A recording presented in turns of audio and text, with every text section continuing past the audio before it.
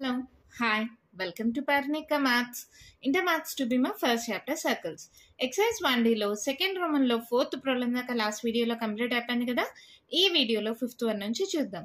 Question చూడండి ఏమి ఇచ్చారు. Find the locus of P.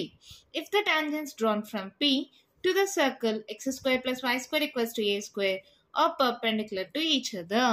ఒక సర్కిల్ వచ్చి x square plus y square equals to a square ఉంది. ఇక్కడ ఒక పాయింట్ P ఉంది. దాని నుంచి ఇలా టాంజెంట్స్ డ్రా చేశారు.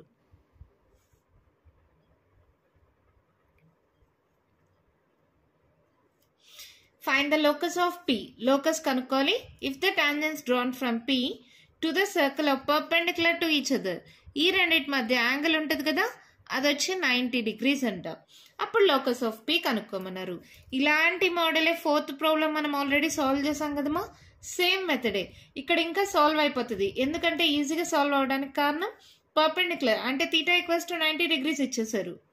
Given circle x square plus y square equals to a square. That implies r equals to a కదా, r square equals to a square. That implies r equals to a. ఓకేనా. Given theta equals to ఎంతమా perpendicular అంటే 90 degrees. అవునా. ఇంకేముంది మనకి radius తెలుసు. P అనే point అన్నారు కదా. Let P equals to x1, y1. అప్పుడు S11 ఏమవుతుందమ్మా, x1 y1 సబ్స్టిట్యూట్ చేయండి దీంట్లో. S11 equals to x1 square plus y1 square minus a square. అవునా. Therefore tan of theta by 2 is equals to r by root s11. ఎందుకు ఈ formula వచ్చింది? Angle between the tangents. ఓకేనా.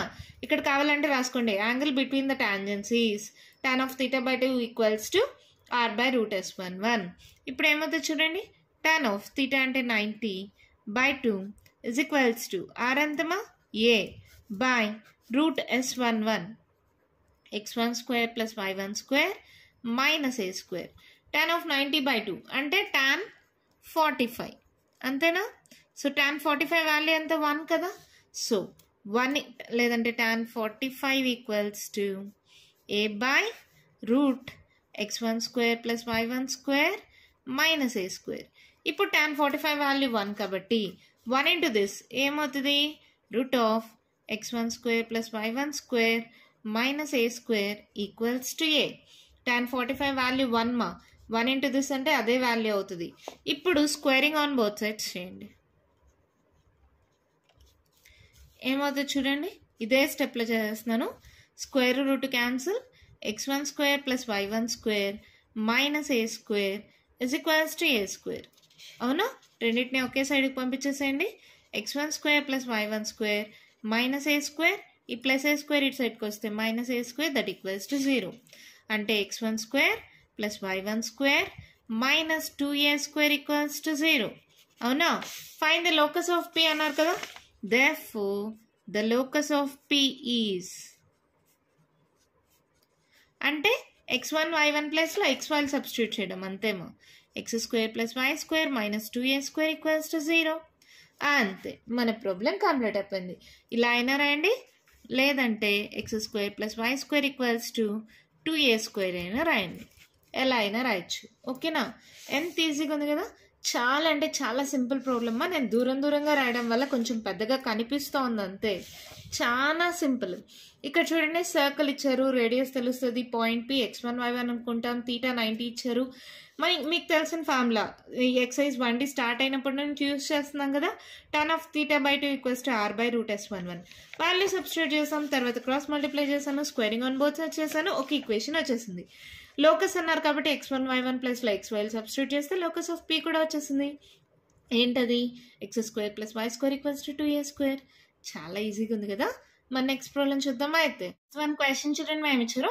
Find the slope of the polar of 1, 3 with respect to the circle x square plus y square minus 4x minus 4y minus 4 equals to 0. Also find the distance from center to it. ఓకేనా. ఏమన్నారు, polar point ఇచ్చేసారు, find the polar అన్నారు. ఏంటి formula, s1 equals to 0 కదా. Substitute చేయండి. Given circle x square plus y square minus 4x minus 4y minus 4 equals to 0. అంటే ఇక్కడ 2g equals to ఎంతమా minus 4, g equals to minus 2. 2f equals to minus 4, f equals to minus 2, c equals to minus 4. gfc values రాసుకున్నామా? given point ఏంటది 1, 3. Therefore equation of polar at 1, 3 is equation of polar కి formula ఏంటమా? s1 equals to 0.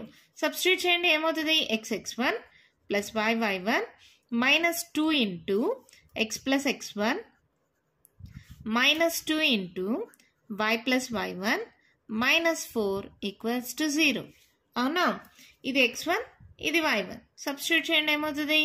x into 1 plus y into 3 minus 2 into x plus x1 minus 2 into y plus y1 minus 4 equals to 0.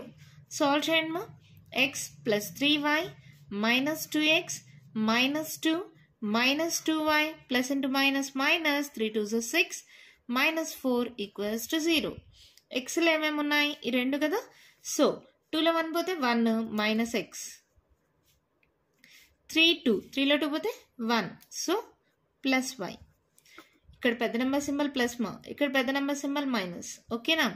6, 10, 11, 12 minus 12 equals to 0.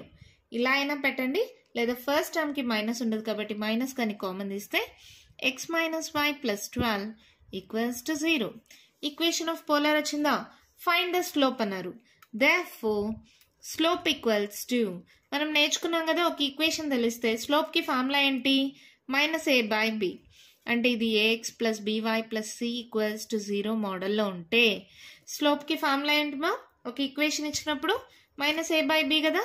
First year straight లైన్స్లో నేర్చుకున్నారు ఈ formula. మీకు first ఇయర్లో ఉండేవన్నీ చాలా వరకు మళ్ళీ మళ్ళీ రిపీట్ అవుతూ ఉంటాయి మా. సో ఫస్ట్ ఇయర్ బాగా వచ్చిన వాళ్ళకి సెకండ్ ఇయర్ ఈజీ అవుతుంది. అలా అని ఫస్ట్ ఇయర్ సరిగా నేర్చుకోలేదు, చదవలేదు, ఇప్పుడు సెకండ్ ఇయర్ కష్టమా? ఏం లేదు, ఇప్పుడైనా నేర్చుకోండి, అంతే కదా. స్లోప్ ఈక్వల్స్ టు ఏంటి? Minus a by b. Minus of a అంటే 1 by b అంటే minus 1. So minus minus cancel, slope equals to 1. Find the slope అన్నారు, అయిపోయింది. Also find the distance from the centre. therefore distance from the center.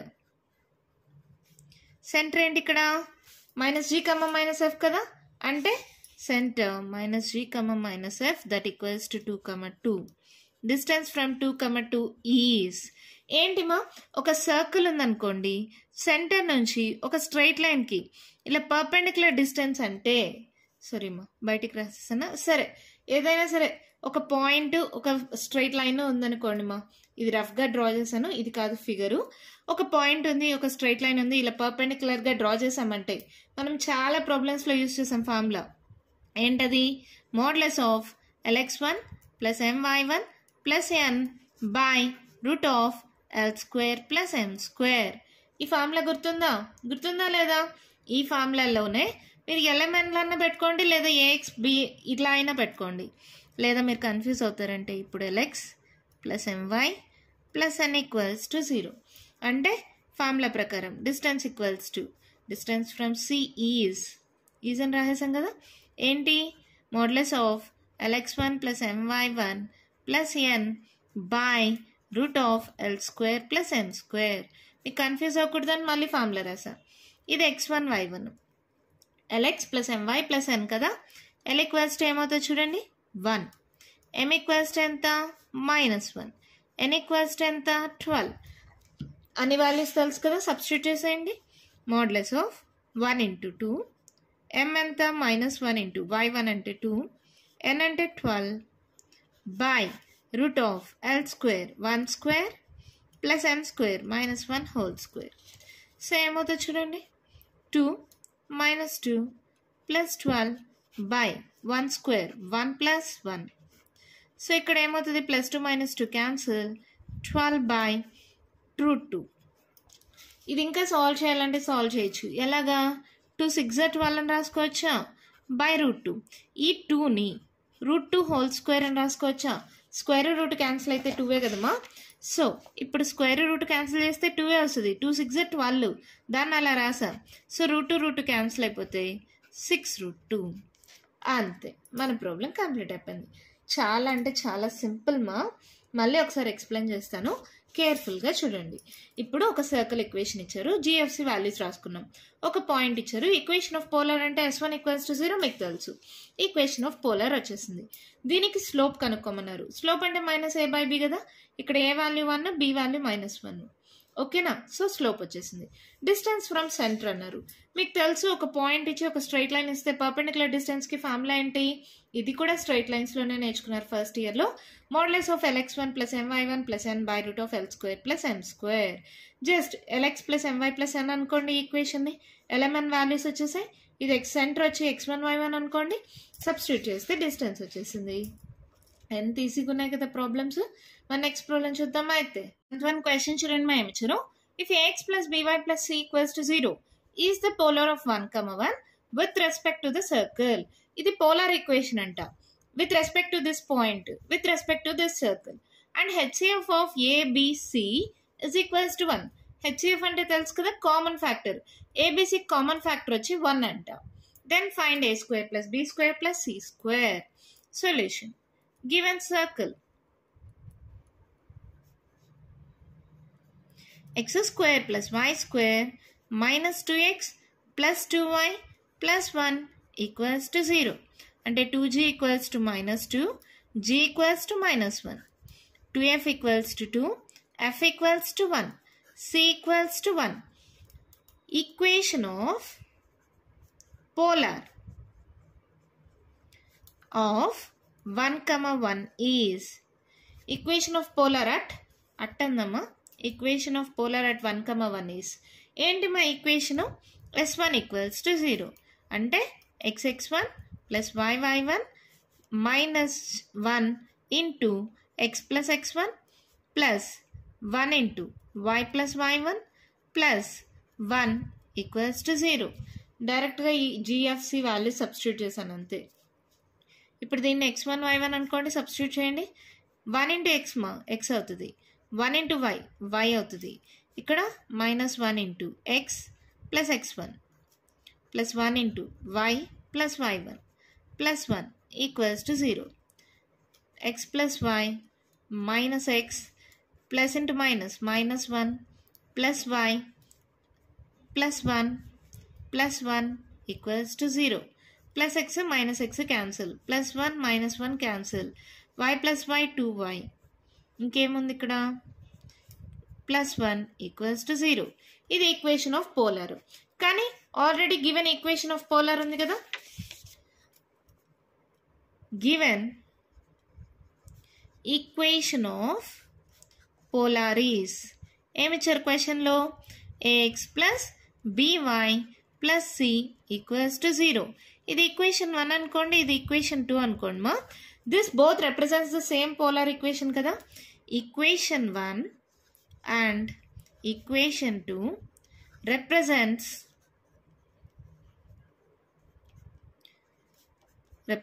the same line. Therefore, by comparing the coefficients, అని రాసుకోండి మా చాలు. X లేదు ఇక్కడ, so ఏం చేద్దాం? 0 × x అని రాసుకోవచ్చా? ఓకేనా? ఇప్పుడు చూడండి, 0 × x, 2 × y, c value. So compare చేసుకోండి. By comparing a/0 = b/2 = c/1 = k. ఇప్పుడు ఏదైనా రేషియో తీసుకున్నప్పుడు k అనుకోవాలి కదా. Since k is a constant అనుకోవాలి. అర్థమవుతుంది కదా. జస్ట్ ఏం లేదు మా, ఒక సర్కిల్ ఈక్వేషన్ ఇచ్చారు, పోలార్ పాయింట్ ఇచ్చారు, ఈక్వేషన్ ఆఫ్ పోలార్ కనుక్కున్నాను. కానీ ఈక్వేషన్ ఆఫ్ పోలార్ క్వశ్చన్లో ఇచ్చేసారు అంటే ఈ రెండు సేమే. సో రెండింటిని కంపేర్ చేస్తున్నా. a/0, b/2, c/1. ఎప్పుడైనా రేషియో తీసుకుంటే ఏదో ఒక కాన్స్టాంట్కి ఈక్వేట్ చేసుకోవాలి కదా. k అనేది ఒక కాన్స్టాంట్ని తీసుకున్నాం. దట్ ఇంప్లైస్ a = ఏమవుతుంది? 0 × k, 0. B equals to ఏమవుతుంది 2k. C equals to ఏమవుతుంది 1 into k. ABC వాల్యూస్ వచ్చేసాయా? ఇక్కడ ఏమన్నారు? HCF of ABC is equals to 1. Given HCF of A, B, C is 1. Means A కి B కి C కి common factors ఏమీ లేవు, 1 తప్ప. ఏ కామన్ ఫ్యాక్టర్స్ లేవు, 1 తప్ప ఇంకే కామన్ ఫ్యాక్టర్స్ లేవు అంటే K వాల్యూ ఏమవుతుందమ్మా? K అనేది కాన్స్టెంట్. ఇప్పుడు 1 ఇక్కడ 2 తీసుకున్నాను అనుకో, ఇక్కడ 2 తీసుకోవాలి. సో బీకి సికి 2 అనేది కామన్ ఫ్యాక్టర్ అయిపోతుంది. 3 తీసుకున్నాను అనుకో, ఇక్కడ 3 తీసుకోవాలి. 3 అనేది బీకి సికి కామన్ ఫ్యాక్టర్ అయిపోతుంది. కానీ క్వశ్చన్లో ఏమన్నారు? ఏబిసికి 1 అనేది మాత్రమే కామన్ ఫ్యాక్టర్ అన్నారు. That implies K equals to 1. K value ఖచ్చితంగా 1 తప్పించి ఇంకేమీ ఉండకూడదు. అర్థమైందమ్మా? ఒకసారి మళ్ళీ చెప్తా చూడండి. K ప్లేస్లో ఏదైనా ఒక వాల్యూ తీసుకోండి. ఎగ్జాంపుల్ 5 తీసుకున్నాను అనుకో, 5 అనేది బీకి సికి కామన్ ఫ్యాక్టర్ అయిపోతుంది. ఇక్కడ ఏమన్నారు? కామన్ ఫ్యాక్టర్ 1 ఒకటే ఉంది. 1 ఒకటే ఉంది అంటే K వాల్యూ ఖచ్చితంగా 1. ఓకేనా? That implies A equals to 0, B equals to 2 into 1, C equals to 1. ABC values వచ్చేసాయా? వాళ్ళు ఏమన్నారు? Find A square plus B square plus C square అన్నారు కదా. Therefore A square plus B square plus C square equals to 0 square plus 2 square plus 1 square. 0 plus 2 square 4, 1 square 1, 4 plus 1 5. అంతే, మన problem complete అయిపోయింది. చాలా అంటే చాలా ఈజీమా. ఒక circle equation ఇచ్చారు, జిఎఫ్సి వాల్యూస్ రాసుకున్నాం. ఒక పోలార్ పాయింట్ ఇచ్చారు, ఈక్వేషన్ ఆఫ్ పోలార్ అంటే S1 ఈక్వల్స్ టు 0. ఒక ఈక్వేషన్ వచ్చేసింది. కానీ పోలార్ ఈక్వేషన్ ఆల్రెడీ ఇచ్చారు, AX plus BY plus C equals to 0. So ఈ రెండింటిని కంపేర్ చేసుకోవడం అంటే కోషన్స్ని కంపేర్ చేసుకుంటాం. A/0, B/2, C/1. ఈ రేషియో కాబట్టి ఈక్వేట్ చేసుకోవడానికి ఒక వాల్యూ, కాన్స్టెంట్ వాల్యూ K తీసుకున్నాం. కానీ క్వశ్చన్లో వాళ్ళు ఏమిచ్చారు? HCF of ABC is 1. అంటే ఏబిసికి కామన్ ఫ్యాక్టర్ అనేది 1 తప్ప ఇంకే వాల్యూ లేదు. ఎప్పుడైతే 1 ఒకటే ఉందన్నారో K వాల్యూ ఖచ్చితంగా 1 అయిపోతుంది. సో ఏబిసి వాల్యూస్ వచ్చేసాయి. So A square plus B square plus C square value 5 అయిపోయింది. ఓకేనా? అర్థమైందా? ఎంత ఈజీగా, ఎంత సింపుల్గా ఉన్నాయి కదా ప్రాబ్లమ్స్.